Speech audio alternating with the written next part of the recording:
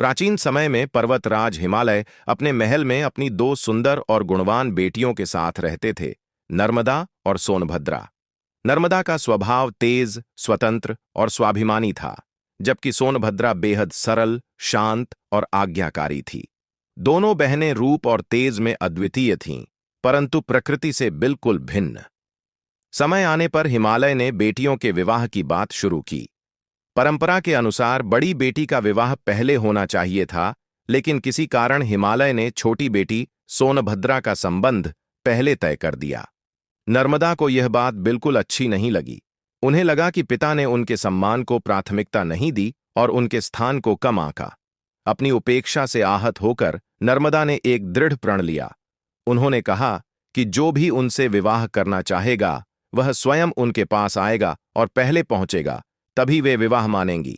अन्यथा वे किसी भी स्थिति में विवाह नहीं करेंगी और जीवन भर कुंवारी ही रहेंगी।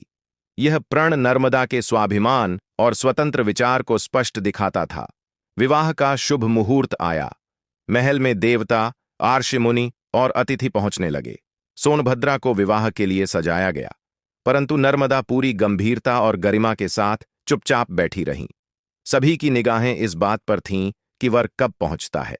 लंबा समय बीत गया, परंतु वर विवाह स्थल तक नहीं पहुंचा।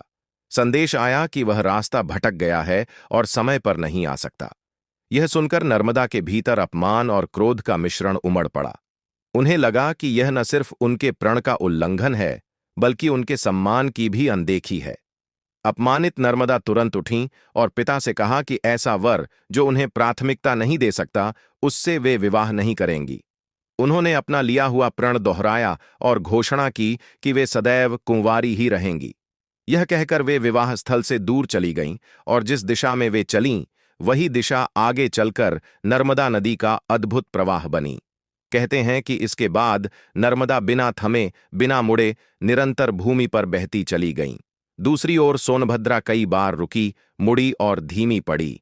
इस प्रकार नर्मदा स्वतंत्रता, दृढ़ता और आत्मसम्मान का प्रतीक बन गईं। इसी कारण आज भी उन्हें कुंवारी नर्मदा या नर्मदा कुबारी कहा जाता है।